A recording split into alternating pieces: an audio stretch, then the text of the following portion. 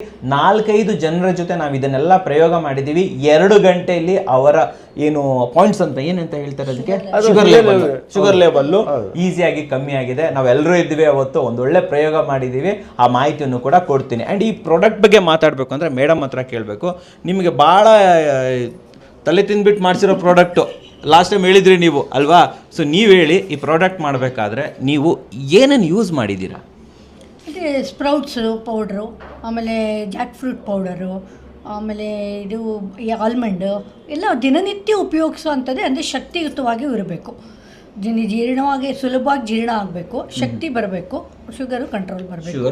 ಯಾರಿಗೂ ಯಾವ ಥರದಲ್ಲೂ ಆಹಾರ ತೊಗೊಂಡು ತೊಂದರೆ ಆಗಬಾರ್ದು. ಜನರಲ್ ಆಗಿ ಎಲ್ಲ ಮನುಷ್ಯರು ತಿನ್ಬೋದು. ಡಯಾಬಿಟೀಸ್ ಅವ್ರಿಗಾದ್ರೆ ಬೇಗ ಕಂಟ್ರೋಲ್ ಬರುತ್ತೆ ಅಷ್ಟೇ. ಈಗ ಯಾಕಂದ್ರೆ ನಾನು ಮುದ್ದೆ ಇದೆ ತಿನ್ನೋದು, ದಿನನಿತ್ಯ ನಾನು ಇದೆ ತಿಂತೀನಿ. ನೀವು ಇದೇ ಯೂಸ್ ಮಾಡ್ತೀರಾ? ನಾನು ಇದೆ ತಿಂತೀನಿ. ನಿಮ್ದು ಎಷ್ಟಿದೆ ಶುಗರು? ಶುಗರ್ ಇಲ್ಲ, ಡಯಾಬಿಟಿಕ್.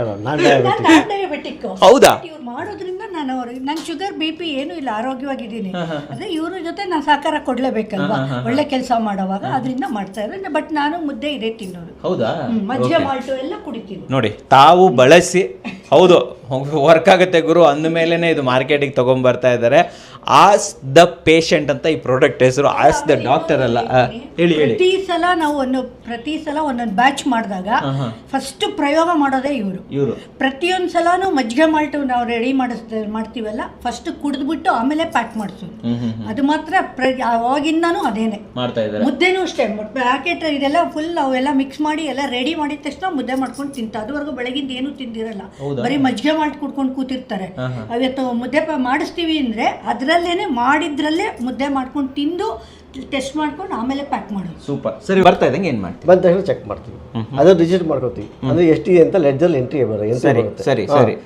ವಾಸುದೇವರಾವ್ ಅವ್ರಿಗೆ 150 ಇತ್ತು, 180 ಇತ್ತು, 300 ಇತ್ತು, ಏನಿರುತ್ತೋ ಆ ಫಿಲರ್ ಬರೀತೀವಿ. ಓಕೆ. ಅದಾದ್ಮೇಲೆ 1 ಮುಕ್ಕಾಲು ಗಂಟೆ ಬಿಟ್ಟು ನಾವು ಫುಡ್ ಕೊಟ್ಟಿರ್ತೀವಲ್ಲ, ಫುಡ್ ತೊಗೊಂಡಾದ್ಮೇಲೆ ಚೆಕ್ ಮಾಡಿದ್ರೆ ರಿಜಿಸ್ಟರ್ ಮತ್ತೆ ಎಂಟ್ರಿ ಮಾಡ್ತೀವಿ. ಅವ್ರ ಕಣ್ಮುಂದೆ ಇರುತ್ತೆ ರೀಡಿಂಗು.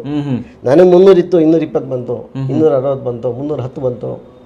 ಈ ಫುಡ್ ಆದ್ಮೇಲೆ ಫುಡ್ ಆದ್ಮೇಲೆ ಅವಾಗ ಈ ಫುಡ್ ನನ್ನ ಮೇಲೆ ಎಷ್ಟು ಪ್ರಮಾಣ ಕಮ್ಮಿ ಮಾಡಿದೆ ನನ್ನ ಶುಗರ್ನ ಅಲ್ಲೇ ಆನ್ ದ ಸ್ಪಾಟ್ ಗೊತ್ತಾಗುತ್ತೆ.